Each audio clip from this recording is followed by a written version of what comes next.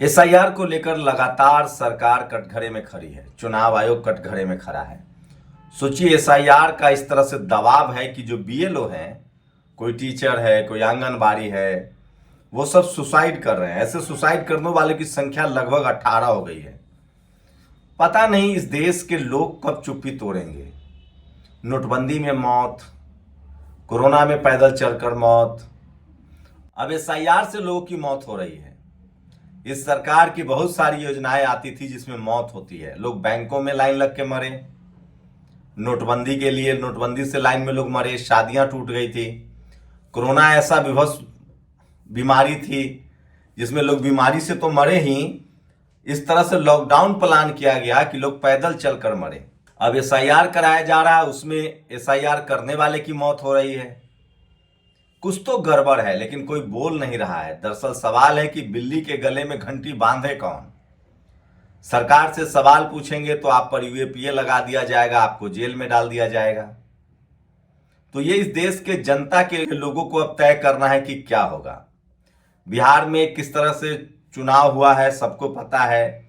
नरेंद्र मोदी, अमित शाह की सरकार की विश्वसनीयता खतरे में है।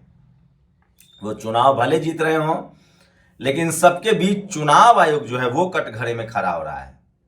आज सोचिए, समाजवादी पार्टी के सांसद राजीव राय ने सवाल उठाया है, महुआ मोइत्रा ने सवाल उठाया और अखबारों में खबरें छप रही हैं।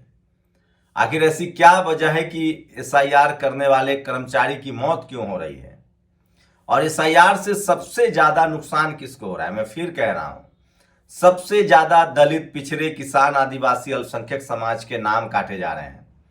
मैं डर से ईमान की बात करना बंद नहीं कर दूंगा, नहीं तो अगर मैं पत्रकारिता के पेशा कल छोड़ दूं तो मैं बात करना बंद कर दूंगा। ये ठीक वैसे ही है जैसे मैं अगर भारत की सेना की सेवा कर रहा होता, देश की सेवा कर रहा होता, तो मैं युद्ध के समय भाग नहीं सकता हूं।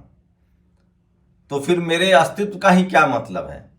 और अगर मैं पत्रकार हूं तो विपरीत परिस्थितियों में सरकार से सवाल पूछना बंद नहीं कर सकता हूं। आखिर एसआईआर से जो लोग मर रहे हैं उनकी जिम्मेवारी कौन लेगा? और क्यों इतना दबाव बनाया जा रहा है? अखिलेश यादव भी सवाल पूछ रहे हैं। सोचिए, लोगों से 10-10 साल, 20-20 साल पहले के रिकॉर्ड मांगे जा रहे हैं। कितने दलित पिछड़े हैं जो अस्पताल में जन्म लेते हैं? कितने दलित, पिछड़े, किसान, आदिवासी, अल्पसंख्यक है जिनके घर में पेपर है? मैं खुद अस्पताल में जन्म नहीं लिया हूं। मेरा खुद का डेट ऑफ बर्थ जो है वो स्कूल वाला डेट ऑफ बर्थ है। लालू यादव का डेट ऑफ बर्थ स्कूल वाला है। नीतीश कुमार का डेट ऑफ बर्थ स्कूल वाला है। प्रधानमंत्री नरेंद्र मोदी का डेट ऑफ बर्थ स्कूल वाला है। मैं दावे के साथ कह सकता हूं कि वो स्कूल में पैदा नहीं हुए होंगे। तो इस तरह के देश में ये जो चुनाव आयोग, ठीक लिखा है किसी ने कि ज्ञानेश गुप्ता अपनी पीढ़ी के 10वें पीढ़ी के पढ़े लिखे होंगे, उनका बच्चा सब आईएएस पीसीएस है, उनके घर में डॉक्टर, इंजीनियर हैं। मनुस्मृति के हिसाब से उनके परिवार को पढ़ने, बिजनेस का हक था। वो शहरों में पैदा हुए, उनके पास सारी फैसिलिटी है। वो ये उम्मीद करते हैं कि गांव में भी इस देश के सब लोग के पास है। क्या ज्ञानेश गुप्ता को गांव की जानकारी नहीं है? इस देश के सोशल स्ट्रक्चर की जानकारी नहीं है? तो मैं बता रहा हूं, इस देश में 40 करोड़ दलित, पिछड़े, किसान, आदिवासी, अल्पसंख्यक ऐसे लोग हैं जो सड़कों पर रह रहे हैं, जो झुग्गियों में रह रहे हैं, जिनके पास कोई कागज पत्तर नहीं है। हाल के दिनों में हो सकता है कि उन्होंने आधार बनवा लिया हो। वो रोज के मजदूरी करते हैं, रोज के खाते हैं। वो नालों पर बसे हैं, सरकारी जमीनों पर बसे हैं, वो फुटपाथ पर बसे हैं। अरे ज्ञानेश जी, उनका नाम पहले वोटर लिस्ट में डलवा दीजिए। इसी देश में 80 करोड़ लोग ऐसे हैं जो सरकार के 5 किलो राशन पर जिंदा है। उनके पास एक छत है, लेकिन उनके बाप दादा 3 पुश्त 4 पुश्त से जमीन पूछेगा तो नहीं है। उनके पास डॉक्यूमेंट के नाम पर अब आधार कार्ड मिल सकता है, राशन कार्ड मिल सकता है, लेकिन हॉस्पिटल में जन्म के पत्र अभी भी नहीं मिल रहे हैं। उनके पास कोई इस तरह के ऑथेंटिक डॉक्यूमेंट्स नहीं है। आपकी जिम्मेदारी थी कि उनका भी नाम वोटर लिस्ट में हो। लेकिन सोचिए, इस देश के जो 15 करोड़ दलित, पिछड़ा, किसान, आदिवासी, अल्पसंख्यक जो सिस्टम का हिस्सा बने हैं, उनमें से भी 50% लोगों के पास वो तमाम डॉक्यूमेंट्स नहीं होंगे। मेरे पास भी नहीं है। तो एसआईआर के बहाने इस देश के मूल निवासियों को वोट से दूर किया जा रहा है। दलित, पिछड़ों के वोट काटे जा रहे हैं। ये चुनाव जीतने का एक नया पैटर्न है, क्योंकि दलित, पिछड़े, किसान, आदिवासी, अल्पसंख्यक बीजेपी से नाराज हैं। वो सामाजिक न्याय में भरोसा करते हैं, सोशल जस्टिस में भरोसा करते हैं। इसलिए एक नया पैटर्न है ये। और निर्मला सीतारमण के पति जो फाइनेंस मिनिस्टर है अभी भारत सरकार के, उनके पति ने तो बकायदा कहा है कि एक नरसंहार जैसा है। एक नरसंहार होता है जिसमें खून बहाया जाता है, लोगों को मारा जाता है। ये नरसंहार है जिसमें वोट काटे जा रहे हैं। तो क्या आप उनको जेल में बंद कर देंगे? एक कांग्रेस कार्यकर्ता ने इसी सब मुद्दे को लेकर सवाल उठाया तो उनको अरेस्ट कर लिया गया है। तो ये तमाम खबरें हैं जो सोशल मीडिया पर वायरल है, और सोशल मीडिया ही सच्चा मीडिया है, सोशल मीडिया ही बहुजन मीडिया है। मेरी मजबूरी है, मैं ये सारी बातें आपको बताता ही रहूंगा क्योंकि इसके अलावा कोई रास्ता नहीं है। तो सोचिए, सबसे बड़ी और दुखद खबर है कि किस तरह से एसआईआर से लोगों की मौत हो रही है, लोग मारे जा रहे हैं। ये खून नहीं बहा रहे हैं, शरीर की हत्या नहीं कर रहे हैं, लोगों को वोटर लिस्ट से बाहर कर रहे हैं। परकला प्रभाकर जो शास्त्री हैं, ये लगातार मोर्चा खोले हुए हैं। देश के 12 राज्यों में एसआईआर के ऐलान के बीच बीएलओ की मौत की खबरें पीड़ादायक है। और मध्य प्रदेश में 2 और, तमिलनाडु में 1 बीएलओ की जान चली गई। उन पर एसआईआर का काम जल्दी पूरा करने का भारी दबाव था। मध्य प्रदेश के रायसेन जिले के बीएलओ रमाकांत पांडे जी की मौत हो गई। उनकी पत्नी रेखा पांडे जी ने बताया उनके पति 4 रात ठीक से सोए नहीं थे। हर रात फोन पर अधिकारी दबाव डालते थे और सस्पेंशन की धमकी देते थे। वहीं दमोह में भी एक बीएलओ सीताराम गोंड जी की मौत हो गई। साथ ही शिक्षकों के अनुसार उन्हें टारगेट न पूरा होने पर लगातार धमकी मिल रही थी।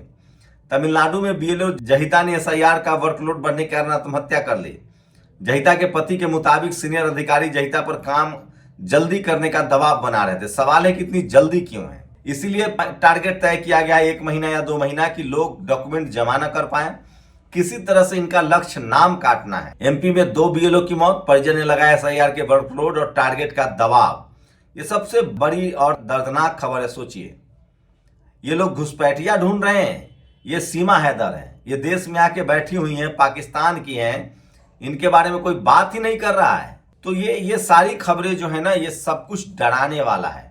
समाजवादी पार्टी के पूर्व विधायक और बड़े कारोबारी दीप नारायण यादव अब तक 1000 से ज्यादा गरीब लड़कियों की शादी अपने पैसे से करवा चुके हैं। उन पर झांसी पुलिस ने 32,000 रुपए लूट का मुकदमा दर्ज किया है। तो तमाम विपक्षी दलों के नेताओं पर इस तरह के प्रताड़ित किए जा रहे हैं। आजम खान उसके जीते जागते सबूत हैं। अब सोचिए, बकरी चोरी, पर्स चोरी, अब डबल पैन कार्ड। तो ये सरकार ऐसे तमाम लोगों को जो सरकार से सवाल पूछती है उन पर आरोप लगाते हैं। और जगदीप धनखड़, सोचिए, बीजेपी की नीति इस्तेमाल करो और फेंक दो। आपके देश के उपराष्ट्रपति जगदीप धनखड़ याद है? कोई जानता है वो कहाँ है? जगदीप धनखड़ साहब हाल ही में 4 महीने बाद संघ के कार्यक्रम में शामिल होने भोपाल पहुंचे। सोचिए, आरएसएस के कार्यक्रम में उन्होंने कहा है। तो ये सबसे बड़ी खबर है जो सोशल मीडिया पर वायरल है। और सोशल मीडिया ही सच्चा मीडिया है, सोशल मीडिया ही बहुजन मीडिया है। तो आप लोग को क्या लगता है? आप लोग अपनी प्रतिक्रिया दीजिए। मैं दलित, पिछड़े, किसान, आदिवासी, अल्पसंख्यक में जानता हूं कि वो मजदूर हैं, लाचार हैं, बेबस हैं, इसलिए मुझे उनकी बात करनी पड़ेगी। कमजोर को, असहाय को नहीं छोड़ा जा सकता, ये हम लोग की नैतिक जिम्मेदारी है।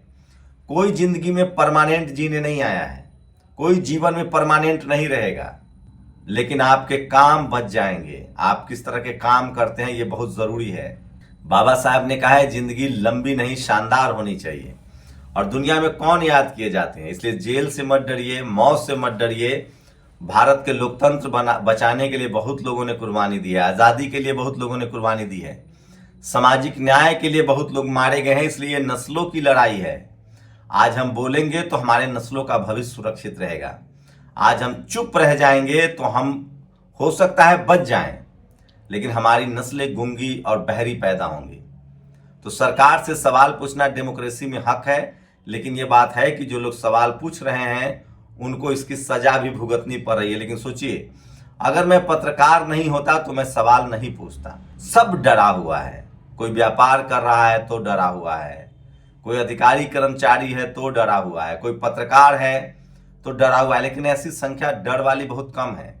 ये जो जाति का कनेक्शन है इस सरकार के साथ ना, जो लोग की जिम्मेदारी थी सवाल पूछने की, चाहे वो पत्रकार हो, बिजनेस हो, ब्यूरोक्रेट्स हो, चपरासी से लेकर चीफ जस्टिस तक, जो लोग बैठे हुए जिनकी जिम्मेदारी थी सवाल पूछने की, वो सवाल पूछते थे। जब कोई दलित, पिछड़ा, किसान, आदिवासी, अल्पसंख्यक प्रधानमंत्री या मुख्यमंत्री हो जाए, अधिकारी कर्मचारी हो जाए, तब वो सवाल अभी भी पूछेंगे। ये फेलियर दलित, पिछड़े, किसान, आदिवासी, अल्पसंख्यकों का है कि वो डर के बैठ गए हैं, वो सवाल नहीं पूछ रहे हैं।